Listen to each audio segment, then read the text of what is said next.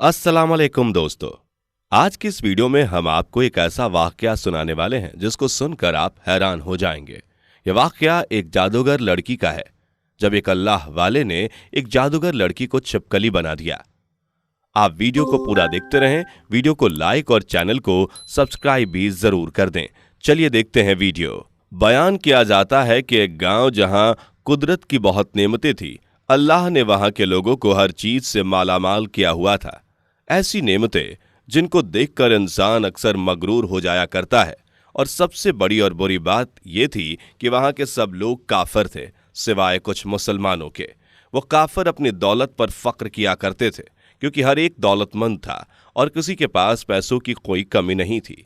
वहां के बादशाह की इकलौती बेटी थी जिससे वो बहुत प्यार करता था। उसकी बेटी बहुत ज्यादा घमंडी और जालिम थी। वहां पर जो गरीब लोग रहते थे वो सिर्फ मुसलमान थे। तमाम काफिर एक दूसरे की मदद करते थे, लेकिन मुसलमानों को देखने वाला वहां पर कोई नहीं था। अगर वीडियो आपको पसंद आ रही है तो वीडियो को लाइक करते रहें। सरदार की बेटी को काले जादू में महारत हासिल थी और जादू की वजह से वो गरीबों और मजलूमों पर बहुत जुल्म करती थी। तमाम मुसलमान उससे बहुत ज्यादा परेशान थे। वो लोगों को गुलाम बनाती, मजदूर बनाती और उनमें से कोई भी उसकी बात नहीं मानता तो उनको वो कैदी बनाकर अपने इशारों पर नचाती थी। उस बस्ती में इक्का दुक्का मुसलमान थे जिनका कोई भी हाल नहीं पूछता था, कोई उनको बचाने वाला न था। जब उस बादशाह की बेटी का जुल्म हद से पार हो गया तो मुसलमानों में से एक बुढ़े शख्स ने अल्लाह के हुजूर गिड़गिड़ाकर ये दुआ की कि या अल्लाह, हमारी नस्लें जो चंद एक यहाँ पर बची हैं उन नस्लों को तू बचा ले। इस पंडित की बेटी ने हमारा जीना दुश्वार कर दिया है। यहाँ कोई भी इंसान हमारा हाल नहीं पूछता, न दौलत है न जिस्मानी ताकत है। या अल्लाह, हमारे लिए कोई ऐसा बंदा भेज दे जो न सिर्फ ताकतवर हो बल्कि वो इस जादूगरनी को यानी कि सरदार की बेटी को भी सबक सिखा दे। अल्लाह ने उस बूढ़ी की दुआ सुन ली और यूं उस जगह एक अल्लाह वाले को भेज दिया। और वो अल्लाह वाले ऐसी ही बस्ती में दाखिल ना हुए, बल्कि एक दिन कुछ अजीब वाकया हुआ। उन काफिरों का सरदार जंगल में सैर करने के लिए निकला। बड़ी शान से चलता हुआ वो सफर कर रहा था। अचानक एक जहरीला सांप उसके सामने आ गया। उस जहरीले सांप ने करीब आकर उसे डस लिया और वो बेहोश होकर वहीं गिर पड़ा। उसके जो गुलाम थे, उसके साथी थे, उन्होंने जब अपने सरदार की यह हालत देखी कि एक जहरीला सांप काट कर वहां से चला गया है तो फौरन उसे घर पहुंचाया गया। उस लड़की ने अपने बाप की हालत देखी तो आसपास के बड़े बड़े हकीम बुलाए गए, लेकिन अजब बात थी कि लाखों कोशिशों के बाद जहर को निकालने में नाकाम हो रहे थे और जहर तेजी से उसके जिस्म में फैल रहा था। कोई भी उस जहर को जिस्म से निकालने में कामयाब ना हुआ। लेकिन उस वक्त वहां एक दरवेश की आदम हुई। एक अल्लाह वाले वहां आ गए। उन्हें तो अल्लाह ने इसी मकसद के लिए भेजा था। उन अल्लाह के वली ने उसके घर के पास पहुंचकर दरवाजे को खटखटाया। नौकरों ने कहा, तुझे किससे मिलना है? उस अल्लाह वाले ने कहा, क्या यहाँ के सरदार को सांप ने डस लिया है? नौकर कहने लगे, तुम्हें कैसे पता? तुम तो हमें अजनबी लगते हो और हमने तुम्हें आज तक यहाँ नहीं देखा। उसने कहा, मुसाफिर हूं और मुझे खबर मिली है कि यहाँ के सरदार को एक जहरीले सांप ने डस लिया है और कोई भी उनका इलाज नहीं कर पा रहा है। नौकर ने कहा, तुम कौन हो? अल्लाह वाले ने कहा, मैं हकीम हूँ, मैं उनका इलाज करने आया हूँ। वह नौकर अल्लाह वाले की हालत देखकर हंसने लगे, क्योंकि अपने फटे पुराने कपड़े उन्होंने पहने हुए थे और देखने में गरीब लग रहे थे। वो नौकर कहने लगे, तुम इतने बड़े सरदार का इलाज करोगे? अरे यहाँ आसपास के बड़े बड़े हकीम बुलाए गए, पैसों की कोई कमी नहीं है हमारे सरदार को, और तुम जैसे गरीब इंसान से वो अपना इलाज करवाएंगे। दरवेश ने कहा, अगर तुम चाहते हो कि तुम्हारे सरदार की जान बच जाए तो तुम मुझे अंदर आने दो। वह गुलाम कहने लगे, ठीक है, हम अंदर से इजाजत लेकर आते हैं।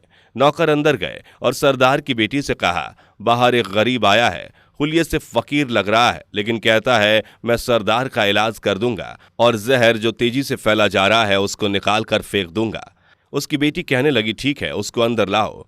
जब वो अल्लाह वाले उस घर में आए तो देखा सरदार जहर के दर्द से तड़प रहा है, अपनी टांग को बार बार बिस्तर पर पटक रहा है। अगर यहां तक आपको वीडियो पसंद आ रही है तो वीडियो को लाइक करते रहें। चलिए आगे देखते हैं। उन अल्लाह वाले ने उसके पैर की तरफ देखा और जहां सांप ने काटा था उस जगह अल्लाह वाले ने थूक दिया और फौरन वहां से भाग गए। उसके सारे सिपाही और उसकी बेटी हैरान हो गए। यह कौन दीवाना था? कमरे में आया और इलाज करने के बजाय उस जगह पर थूक दिया जहां सांप ने काटा था और भाग भी गया। उसे कोई गिरफ्तार भी नहीं कर सका। उसकी बेटी गुस्से से तिलमिला रही थी। इसने तो गुस्ताखी की है। उसने कहा, चलो कोई बात नहीं, थूक साफ करो, मैं अभी उसे गिरफ्तार कराती हूं। लेकिन जैसे ही हकीम ने थूक को साफ करने के लिए रुमाल से पकड़ा तो वह हैरान होते हुए रुक गया। उसने उंगली से थूक को सांप के काटने वाली जगह पर अच्छी तरह से मल दिया। उसकी बेटी कहने लगी, ये आप क्या कर रहे हैं? उस फकीर बाबा ने मेरे बाप की टांग पर थूक दिया और आप उस थूक को मल रहे हैं। हकीम ने अपने हाथ के इशारे से पंडित बेटी को रोक दिया। जैसे ही उस थूक को उस सरदार की टांग पर मला, फौरन ही जहर का सारा असर खत्म हो गया। जो टांग कटने के काबिल थी वो टांग पहले वाली हालत में आ गई और पूरी टांग जो नीली हो चुकी थी अब असल रंग पर आ गई। और जब वो कबीले का सरदार होश में आया तो हैरान रह गया। जब उसे बताया गया कि एक फकीर बाबा के थूक की वजह से आप ठीक हुए हैं, उसने कहा, भाई वो तो हमारे मसीहा हैं, तुम लोगों ने उन्हें जाने क्यों दिया? जाओ उन्हें लेकर आओ। उन्होंने तो हम पर बहुत बड़ा एहसान किया है और हम उसके एहसान का बदला जरूर देंगे। उसकी बेटी जो खामोशी से अपने बाप को देख रही थी उसने कुछ नहीं कहा। गांव के सरदार के कहने पर सब सिपाही उन अल्लाह वाले को ढूंढने के लिए निकले। वो लोग चारों तरफ फैल गए लेकिन कहीं भी उनको वो अल्लाह वाले नहीं दिखे। फिर जब सिपाही जंगल में दाखिल हुए तो वहां एक दरख्त के नीचे एक आदमी को इबादत करते हुए देखा। वो गौर से उस अल्लाह वाले को देख रहे थे। ये क्या कर रहे हैं? हम लोग तो अपने बुतों के आगे हाथ जोड़ते हैं और यह तो ना जाने किस से सजदा कर रहे हैं। खैर, इबादत के बाद फौरन उन अल्लाह वाले को पकड़ लिया गया और गांव के सरदार के सामने पेश किया गया। वो कहने लगा, आप कौन हो? कहां से आए हैं? सबसे पहले तो गुस्ताखी की माफी चाहता हूं कि मेरे लोगों ने आपकी बहुत बेइज्जती की, लेकिन आपकी वजह से आज मैं जिंदा हूं। हम गुनाहगारों की आंख आपको पहचान न सकी, इसके लिए मैं माजरत चाहता हूं और आपसे दरख्वास्त करता हूं कि आप मेरी तरफ से या कीमती लिबास यानी कपड़े और या अरबी घोड़े कबूल कीजिए। अल्लाह वाले ने मुस्कुराकर उसकी तरफ देखा और बोला, यह घोड़ा और लिबास बहुत कीमती है। मैं यह लिबास पहनकर इस घोड़े के लिए घास काटूंगा तो क्या अच्छा लगूंगा? गांव के सरदार ने कहा, आप फिक्र न करें, घोड़े के साथ नौकर भी दिए। अल्लाह वाले ने कहा, इतने मालो दौलत और नौकर के साथ मैं अकेला रहूंगा? गांव का सरदार बोला, हुजूर, आपकी ये बात सुनकर मैं सोच में गुम हो गया हूं, लेकिन ये मेरी बेटी आपके सामने है। बेटी हैरत से अपने बाप को देख रही थी कि मेरा बाप क्या कहने वाला है। उसने कहा, मेरी बेटी जिसे आपने देख लिया है, इसकी शादी आपसे करा दी जाएगी, मगर एक शर्त है, आपको अपने मजहब को छोड़ना होगा।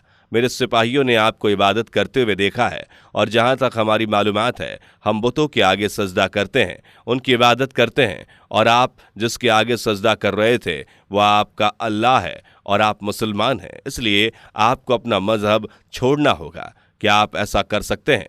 अल्लाह वाले ने कहा, मुझे एक बात बताइए, आप मुझ में सब कुछ देख रहे हैं और आपने मुझे ये दुआ भी दी कि मेरी बहुत औलाद हो और आपकी नस्ल आपकी बेटी से चले। आप मुझे एक बात बताएं, अगर उन बच्चों में से किसी बच्चे को कुछ हो गया तो रोना किसको पड़ेगा? पंडित ने जवाब दिया, हुजूर, अगर खुदा न खास्ता ऐसा हुआ तो रोना तो फिर आपको ही पड़ेगा। अल्लाह वाले ने मुस्कुरा कर कहा कि अगर ये सारा माल लेकर मुझे रोना ही पड़ेगा तो आप अपना घोड़ा, अपनी दौलत, अपनी बेटी, हर चीज अपने पास वापस रख लो। मैं खुश हूं कि मैं एक मुसलमान हूं। अगर ये तमाम चीज़ें लेकर मुझे अपना मजहब छोड़ना पड़े तो मैं अपनी जान देकर भी अपने मजहब को नहीं छोड़ूंगा। जिस रब ने मुझे पैदा किया, क्या उस रब के दीन को छोड़कर आपके पास चला आऊं सिर्फ इन चंद पैसों के लिए? मैं ऐसा नहीं कर सकता और मैं अपनी दरवेशी में बहुत खुश हूं। अल्लाह ने मुझे जिस मकसद के लिए यहाँ भेजा है, बस वही मकसद पूरा हो जाए।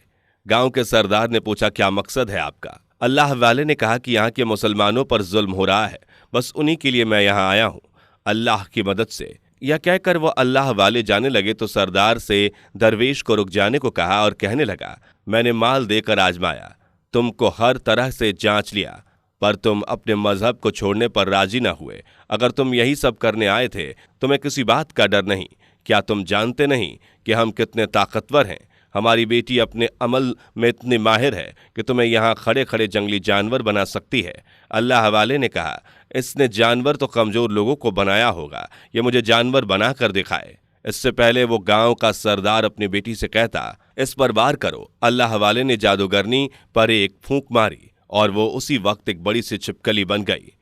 वो कुछ नहीं कर पा रही थी। वो छिपकली इतनी बड़ी थी कि वहां पर जितने भी इंसान थे उन सब में सबसे ऊंचा कद उसी का था। वो छिपकली अल्लाह वाले के पास आने लगी और अपना जहर उन पर उगलना चाह रही थी।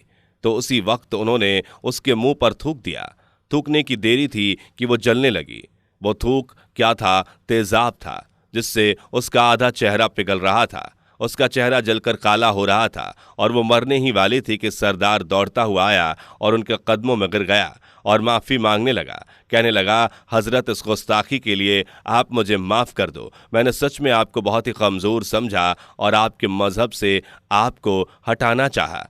अगर मेरी बेटी ठीक हो जाएगी तो मैं सच कहता हूँ कि हम यहाँ जितने लोग हैं, यह पूरी बस्ती मुसलमान हो जाएगी। अल्लाह वाले ने कहा, तुम्हें अपने दीन में शामिल करने के लिए ये नहीं कर रहे, बल्कि तुम लोग हमारे मुसलमान भाइयों पर जो जुल्म करते हो उस जुल्म को ख़त्म करने आए हैं। हमारे दीन में जबर नहीं, जुल्म नहीं। अगर तुम्हारी बेटी इंसान बनकर सुधर जाती है तो इसको इसकी असली हालत में लाने के लिए मैं खुद अल्लाह से दुआ करूंगा।